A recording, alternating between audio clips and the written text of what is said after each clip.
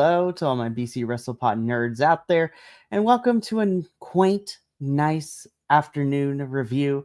Here we are back here with another episode of Dual Dynasty, our WWE post-show breakdown review, whatever you want to call it, WrestlePod.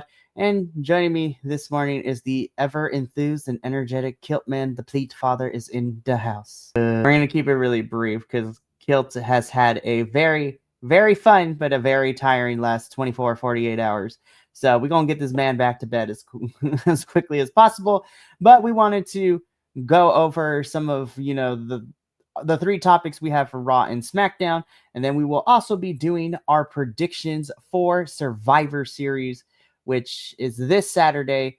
Kilt is going to be running the watch along. I will be there live. So we're going to have all fronts covered. So it's going to be fun. But before we get started into everything, we do have one of our other co-hosts who is waiting to join us.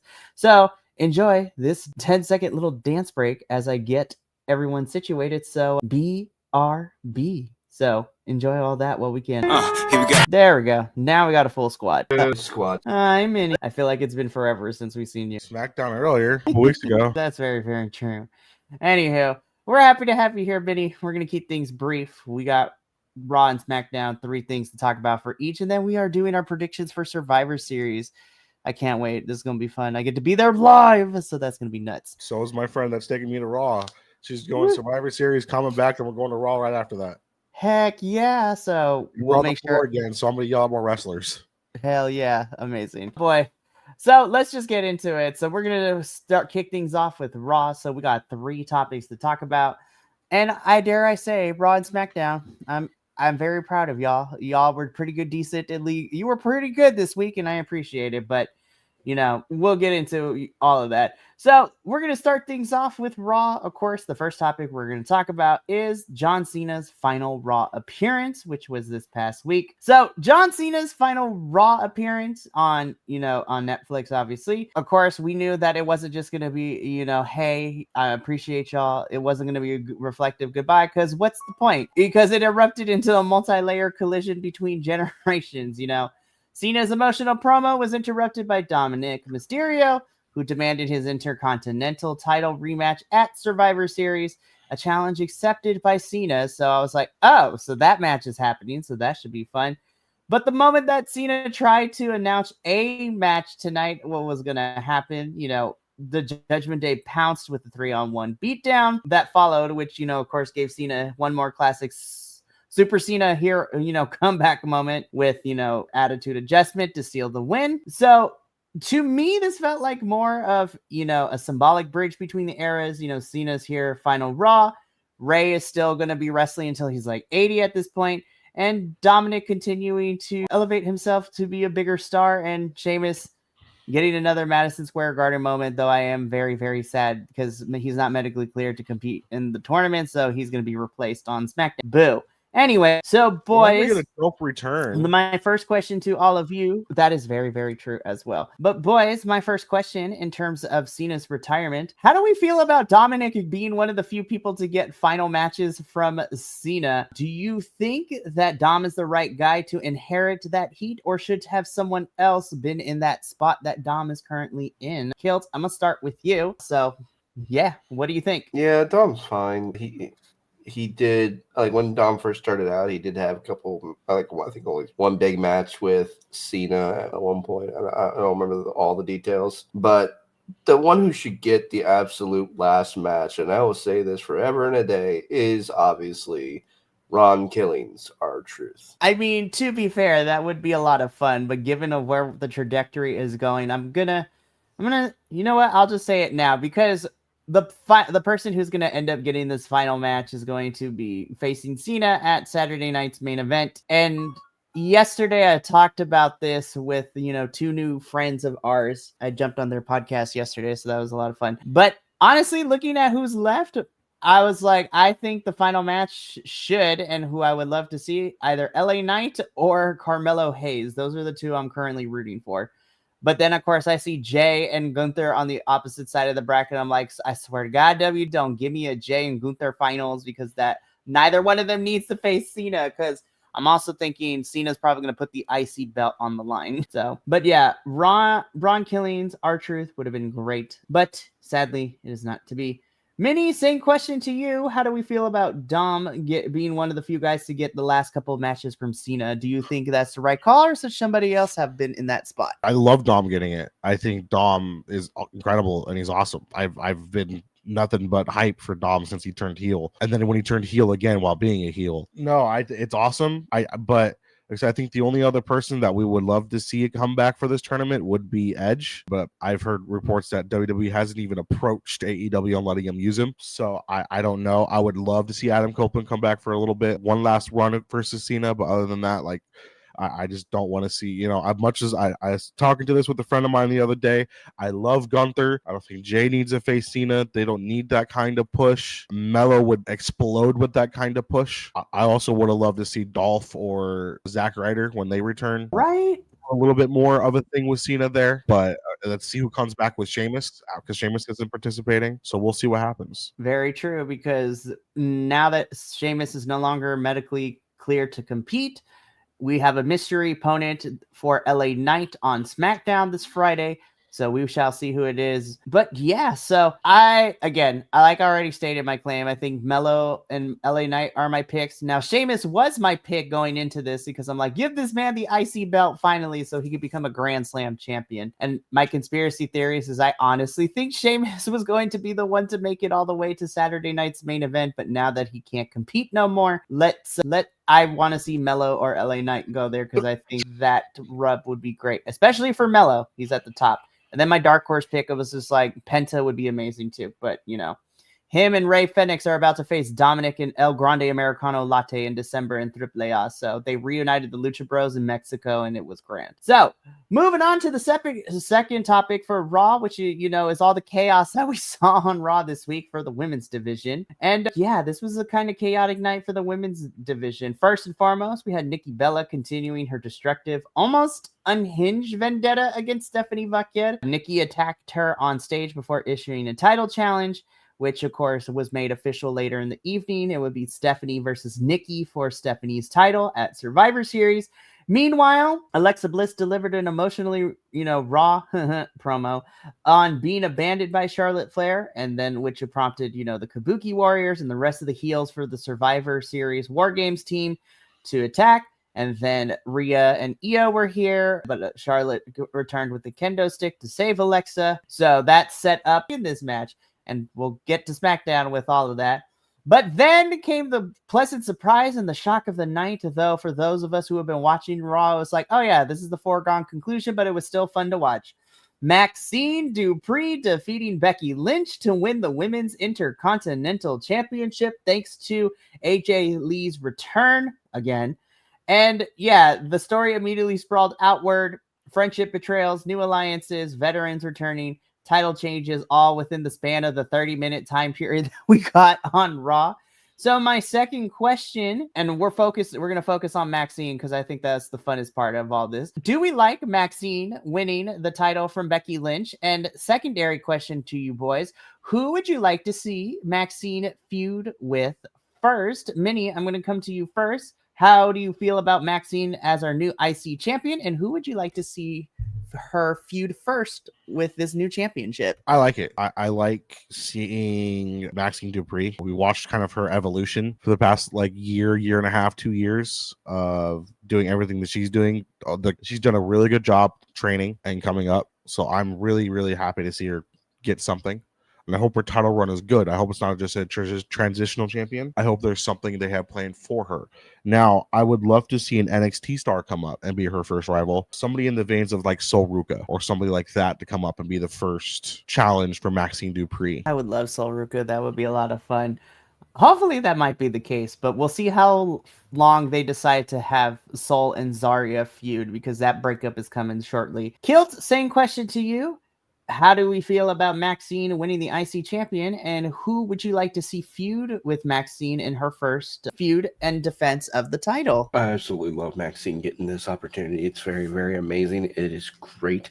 I think she deserves it. She's worked really, really hard, especially with Otis behind her and the entire Alpha Babe team. It's been to really answer who I want to see rival her or go into a rivalry with her. Gosh, there's a lot of people on the roster. Many mentioned Sol Ruka, and I'm like, yeah, that's cool. I don't like it per se, only because I just think those are basically almost the same thing. Not really personality or character wise fully, but like it. I think that there's no real connection with that rivalry for me, at least. I do agree. Maybe an NXT star coming up should maybe have someone from Fatal Attraction, I think it was, or maybe like a Fallon Henley or a Laney Reed, kind of. have one of them, or have potentially, depending on how long they decide to keep her as the champ, maybe get Tatum Tot out there, or get Bailey up there, or even have Lyra Valkyria try again. I think you have a lot of good opportunity here, and I think it'd be fun to watch all of it go down. I agree with you. She deserves a long reign, not just a transitional. I don't want another tater tot situation where it's like 3 weeks later you get betrayed and now someone else has the title. Yeah, so I'm very interested to see how that develops for NXT. I mean, we have to get through Gold Rush week 2 this week, which I'm not looking forward to because the championship matches should be fun. But I agree with you, Kilt. I think long term, like maybe a long-term feud for Maxine would be to go up against Lyra. And actually, I would put this into a program with Maxine, Lyra, and Bailey. So the three of them could fight over it long term. I think for first feud, for me personally, and for a short term one, to kind of get that history in and somebody who, she's worked with before, I actually, for a first title defense and a first miniature feud before going into a long term, I think Ivy Nile and Maxine having a feud would be kind of fun. Again, they have history there together. And it would also get Ivy back on my TV screen. I do agree. I almost completely forgot about Honey Mustard's sister because she hasn't been anywhere. And so, yeah, I think that would be a great opportunity. Definitely. But long term, I would like to see Lyra and Maxine fight for it, because now that Becky is no longer IC champion, the stipulation that Lyra had to take when she lost to Becky at SummerSlam no longer applies because Becky is no longer IC champion. So, but congratulations to Maxine Dupree. I'm really excited and I'm really happy for her. The girl works hard. She seems to be a very sweet person. And you know what? I'm looking forward to her title reign as Intercontinental Champion. And also shout out to Bex too. Becky Lynch is always putting women over, and this is not the first time that she has done it. She done it with Lyra back in NXT. She also did it with Tiffany Stratton at No Mercy when they were in NXT too. So shout out to Bex. Love her. Fantastic. We're going to talk about her a little bit when we get to Smack. But the final thing we're going to talk about Raw is this War Games thing with the men's side, at least. I'm going to be so for real. I was okay with this again on SmackDown, which we'll talk about in a little bit. But my question to you boys is, with Reigns and Lesnar entering War Games at this particular moment, are we excited for this men's War Game match? Or do you think there could have been some other people to finalize these men's War Games teams? Kilt, I'm going to start with you first. Reigns and Lesnar kind of round out the teams. Are you excited for this men's match, or do you feel like somebody else should have been in certain spots? And who is my question? It is literally a repeat of last year. The only difference is instead of Sami Zayn, it's Cody Rhodes. And instead of Solo's version of the Bloodline, you have Paul Heyman's knockoff. It's and featuring Brock Lesnar. None of it's good. This is so boring. I don't want to watch the Usos, and as much as I enjoy Roman Reigns coming back, I honestly don't see this being on anywhere near the top of my list of great matches for the night. It's just there as far as I'm concerned. Honestly, I would have loved to see something with a Grande Americano and what was the Pete Dunne, whatever the other guy's wrestling name is. I would have loved to see something like that, like with Rey Fenix, Rey Mysterio, and maybe like two other lucha with the with the Grande Americanos, Dom, and maybe like one other heel character that added to it, I think that would have been a whole lot better and a whole lot cooler. But other than that, that's really all I have right now. Alrighty. Same question to you, Minnie. Are you looking forward to this men's War Games match? And do you or do you think somebody else should have been in these spots? So it's yes, but not for the reasons you would think. I'm only saying yes because one of my friends is also going to Survivor Series, and she is a massive Roman Reigns fan. This will be her first time seeing him live in person. It's the only reason why I'm excited for it, because I'm excited for her. Other than that, it's what would you expect from a Big Four pay-per-view? Yeah, Roman, Cody, Brock Lesnar, but we all know how we feel about Brock Lesnar. I mean, to have a little bit more of a presence, that's about it. Very fair.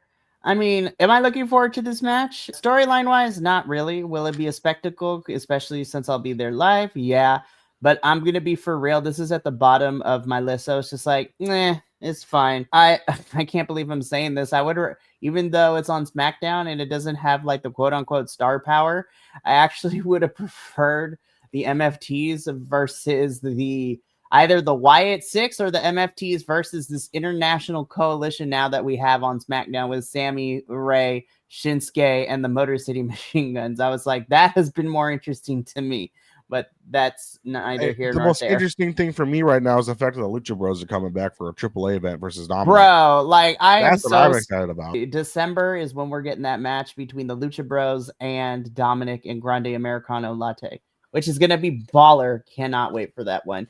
And WWE, y'all better put that thing on YouTube so we can watch. Anyways, moving on though, that takes care of Raw. So let's get into SmackDown so we can talk about, different things. And wouldn't you know it, the first thing we're going to talk about carries over from Raw, which is, Paul Heyman and, playing this bloodline psychology. So Paul Heyman, cut a promo suggesting that the bloodline was created to keep the Usos from living off Roman Reigns.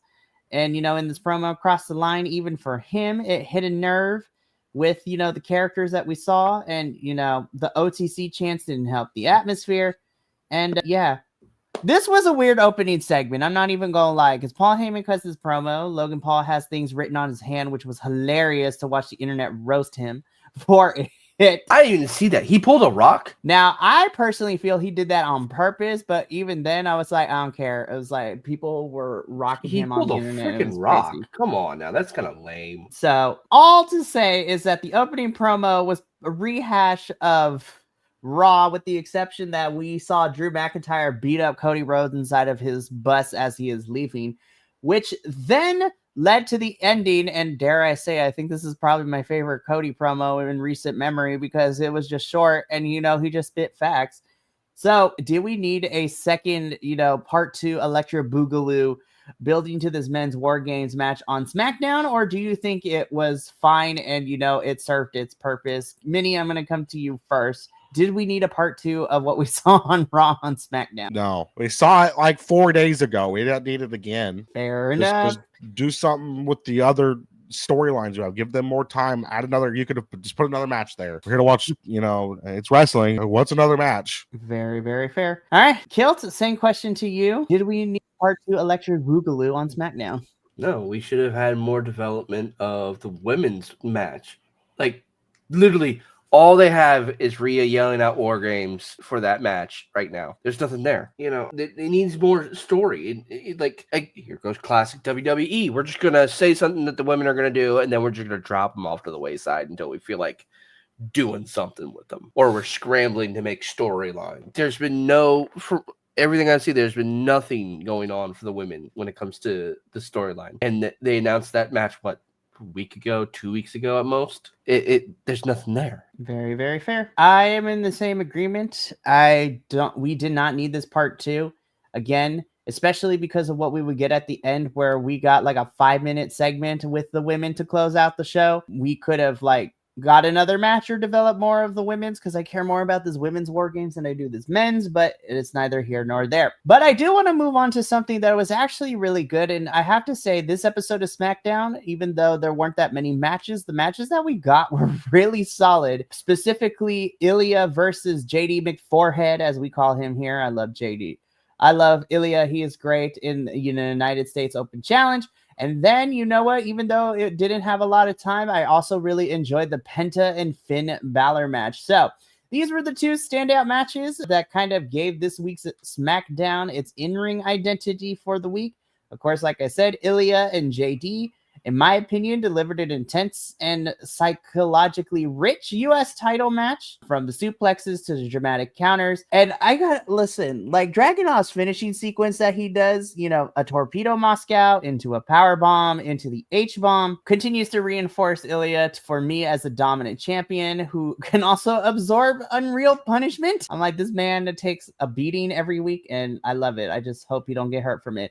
And then, like I said, later in the show, we got Penta versus Finn. And honestly, this was another match in the last time is now. I mean, it didn't have a lot of time, but you know what? For the time it got, both boys did great. I think it had crisp pacing. There's some nasty strikes, high impact spots. The fact that Penta delivered like a pump handle Penta driver, which was nuts to watch. I was like, Penta is starting to pull out more moves, and I am here for it. And it continues, and hopefully we will finally see a breakup of the Judgment Day that they're continuing to fraction.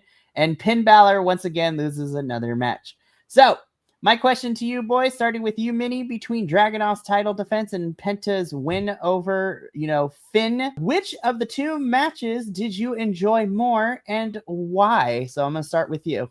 I love Penta. Don't get me wrong, but getting to see Ilya wrestle every week, and like I was there for his first open challenge match, seeing him wrestle in person. By the way, that dude's massive. I don't know how he got so damn big. He got yoked. It's insane. We get to watch him wrestle every week, which I don't know if that's good for his long-term health, because he always looks like he beats the shit out of himself, or he's just super good at selling it. But I just like watching Ilya wrestle every week. I do too. Kilt, same question to you, between Finn and Penta and Ilya and JD. Which match did you enjoy the most and why? I enjoyed both. I really, as we all echoing, I really wish Ilya would not do so many dangerous looking moves to put his health in jeopardy. Please don't, please. It's great wrestling.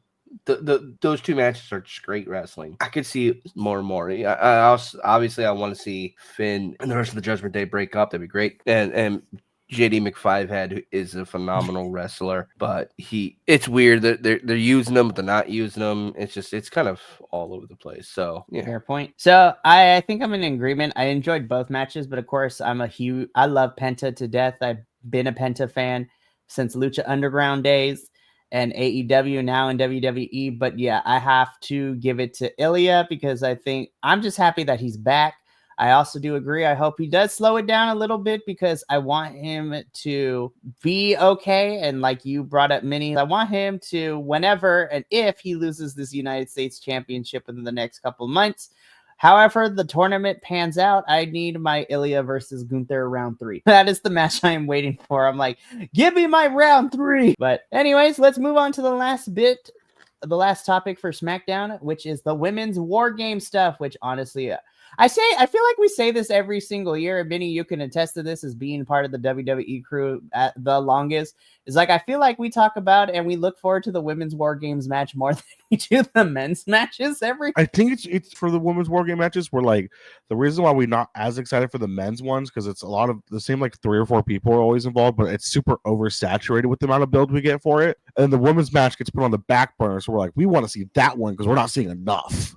That is very true. And then the women always over deliver, which is fantastic. But speaking on the war games, the women's side of the war games, SmackDown closing angle delivered probably. Well, we all expected it, but it makes me hype for this. Of course, we had Rhea, Io, Charlotte, and Alexa in the ring.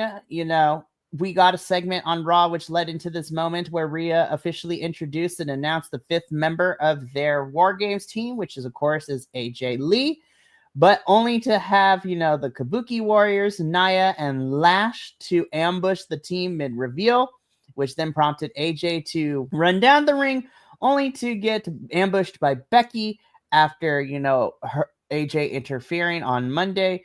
And Becky officially joins the heel team for War Games. So starting with you, Minnie, with AJ Lee and Becky Lynch now on opposite side of the women's War Games. How do we feel about the final lineup, and which team do you think needs to win this more? So I'm going to start with you. So first question, how do we feel about the final lineup and which team needs the win more, in your opinion? I'm seeing AJ Lee wrestle more. I'm completely fine with it. I'm always here for more AJ Lee. And you're not going to have the team that has Charlotte, Rhea, and AJ Lee on the same team lose. That's fair. Like, who's taking the pin? That is very true. No offense to this is like super. I'm not saying that the heel team doesn't have some, they got Becky Lynch, they got the Kabuki Warrior, they got some power over there, but like, come on, man. Yeah, Mommy the Queen and everybody's first wrestling crush on one team. That's very fair. And I'm super excited for it too. And Kilt, same question to you. How do we feel about the final lineup for the women's War Games? And secondary question, which team needs the win the most? As many put it, it's going to be Rhea's team, because you have all these amazing, you have Charlotte Flair on there. You have, the first wrestling crush. You have, Alexa Bliss on there, which is cute and, fun. And then you have Io Sky, which, damn, I actually found something hilarious. There was I saw a meme earlier this week. It was either yesterday or Friday that had a picture of Io and a picture of Timeless Tony Storm and I don't remember, and Nina. And then it had a picture of, I don't know the guys' names, but it's like this Australian wrestler and a Japanese wrestler. And it's like, the caption said Aussie wrestlers and their Japanese lovers. Or Japanese, something like that. In all honesty, it would probably be Kenny Omega and Kota Ibushi, who are, of course, known as the Golden Lovers. I think that's what it was. I always forget, because it's like, you see Kenny so often. I haven't seen him in a while, so it's very honestly, it's definitely gonna be Rhea and Charlotte's team, because it's Charlotte Flair. I love the feud between AJ and Becky. That could have been its own thing, and it would have made bank for like half a year. But very, very fair. Well, to kind of give my final thoughts on this, I am excited for the women's matches. I mean, I think all the women in this one is a lot of fun. Of course, as one of the two NXT correspondents here, I'm also really excited to see Lash get to be a part of this as well. As her first, she just recently got called up to the main roster like 2.5 weeks ago, and she's getting thrown into War Games, which I love. Oh, man, so I'm excited for the women's one. This should be fun. I know they won't let the women's one main event, but my money is they're probably going to have the women's open it up and then the men are going to close it, but it is what it is at this point. I was just like, whatever. But that's it for the WWE review portion of our show. But now let us get into our predictions. As you know, Survivor Series is this Saturday, which is going to be a lot of fun. Kilt is going to be running the watch along for all of you people watching at home, and I will be covering the ground as I will be there live and in person in San Diego, freezing my butt off in the cold San Diego weather. As of right now, there are only 4 matches announced for Survivor Series, but with 2 go-home shows this week for Raw and SmackDown, who knows if we're going to get one more, which, should be a lot of fun. But let's get into this. So first up, we have our Intercontinental Championship match, in which we see, Dominic Mysterio trying to get his Intercontinental Championship back from John Cena. And this should be a fun match. I am going to start us off. I am going to have Cena retained, because I think whoever wins this tournament and faces Cena at Saturday night's main event will be the one to get the title off of Cena. But I am going with Cena to win here over Dominic. Kilt, who you got for this one? Oh, obviously Cena. I don't see me boy getting anything. They might throw it to him. I doubt it. Only if he loses his triple A title. But true. Yeah, he's gonna lose. So Cena's winning. And then Kilt. Do you even need to ask? No one really wanted Nikki back, to be honest with you. I forget that she is half the time. Yeah, like it's lame. There's no reason for her to be there. It's just I don't see a reason to give her this title outside of it's for the nostalgia effect. No, unless Brie comes back and some bullshit happens. Yeah, no. I was like, there's no way Stephanie loses unless it's through shenanigans. Anyways. And then, of course, our unofficial 4th co-host here in the chat is going for Stephanie as well. So now let's get into the War Games matches, and we're going to start with the women's. I feel like we already know where we're going, but we have the women's War Games match, and I'm only saying these are the team captains because they're front and center on their respective sides. So we have Team AJ Lee versus Team Becky Lynch. Team AJ Lee is AJ Lee, Charlotte Flair, Alexa Bliss, Mommy Rhea Ripley, and Oscar the Grouch and veteran of War Games, Io Sky, taking on Team Becky Lynch, which is Becky, the Kabuki Warriors, which is Asuka and Kairi, Nia Jax, who I completely forgot is in this match until I saw this picture. And of course, coming up from NXT in her first official, PLE match after only being here for 2 weeks, Miss Lash Legend. I'm excited for Lash. I think I know where we all stand on this one. We're all picking Team AJ Lee for this one. I was just like, yeah, everybody is going for Team AJ Lee. Yeah, again, it's obvious. Here's what I would like to see. This start the breakup of the Kabuki Warriors, because they've been teasing that. Like, every segment you see Kairi getting yelled at by Asuka. And it's like, oh, Kairi's going to snap. And it's going to be great. And I'm waiting for it. This is going to be the beginning of that. And then it's just going to be great from there. I'm excited for this. I'm excited too. So moving on to our final, match that we have scheduled until we get another one added, hopefully, maybe, possibly this week for Raw and SmackDown. But let's get into the men's War Game match. So again, I'm only using them because they're front and center on their respective sides. We have Team Cody Rhodes versus Team Brock Lesnar. On Team Cody Rhodes, it is Cody Rhodes, Roman Reigns, CM Punk, Jimmy, and Jey Uso, taking on Team Brock Lesnar, which of course is Brock Lesnar, Braun Breaker, Logan Paul, Big Bronson Reed, and the Scottish psychopath himself, Drew McIntyre. And I am going to actually, because again, my booking brain is like scratching an itch right now. As much as I don't like it, I am going to go with the heels. I feel like the heels kind of need to win this one more than Cody and Roman and Punk and the Usos do. But of course, Roman and the Usos tend to have more victories than losses in War Games. But I'm going to go with Team Brock Lesnar on this one, as much as it pains me to say it. I'm going to go to you, Kilt, first. Who you got between Team Cody and... Team Cody, honestly, because I just want Brock Lesnar and Logan Paul to lose. Fair. The psychotic Drew McIntyre, it's kind of overused, but it works, I guess. But that's where I'm at. Okay. And Minnie, who you got for this one? Fuck. I think it's Cody's team, but... I can see it going either way. The heels, I think, need to win more, but it's a big four. But we know how Hunter's booking is. Surprises every once in a while. I.e. WrestleMania 39, we watched Cody lose. That was the quietest car ride home. I want to say the faces, but the heels could take it, and they need to win a little bit more. Brock doesn't need it, but like everybody else on that team needs a win. Seriously. And honestly, had he not got hurt, I think Brock... Well, I don't know if Brock would have been put here anyways, but I'm pretty sure this would have been Team Seth instead of Team Brock. I think Seth was meant to be in this match, but then, of course, he got hurt. But yeah, so, of course, our friendo in the chatto has voted for, EO's team to win in the Women's War Games, and he's going with Cody's team in the Men's War Games. So, as of right now, these are the only 4 matches scheduled for Survivor Series. We may get one more, depending on Raw and SmackDown this week. Of course, like I said before, I will get to be there live and in person in San Diego. It will be me and Mama Laguillo who will be there live. It's going to be cold, but we're excited. And then for all of us who are staying at home, Kilt will be running the watch along this Saturday at 4 p.m. Pacific, 7 p.m. Eastern to do it all the fun. Of course, our friend Nick and his wife may or may not be popping in during that as well, so it should be a good time. But that is it for our Dual Dynasty review this week. We have a short week leading into the Thanksgiving holiday.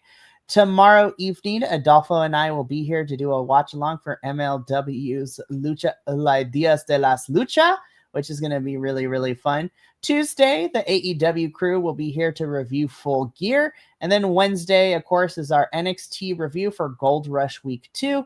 And we will be doing our regular CMLL review as well. And then we will be taking Thursday and Friday off to enjoy the holiday with friends and family, and also not to have to work over the break. But thank you so much for tuning in. From all of us here at BC Wrestle Pod to you, remember, take care of yourself, love one another, stay biconic, and more importantly than anything, you always deserve to finish your story. We will see you tomorrow to begin the 3-day week, 3 day of reviews. But until then, sayonara, adios, and Minnie, as we always like to do here, why don't you tell the good folks at home why we review wrestling? Exactly. So we will catch y'all later, but until then, peace. Thank you so much for tuning in to another Vibe Tribe production. What's gonna happen next time? Well, you're gonna have to tune in to find out. But until then, remember, take care of yourself, love one another, and as always, make sure that you keep the good times rolling. Thank you for being here, and we'll see you next time.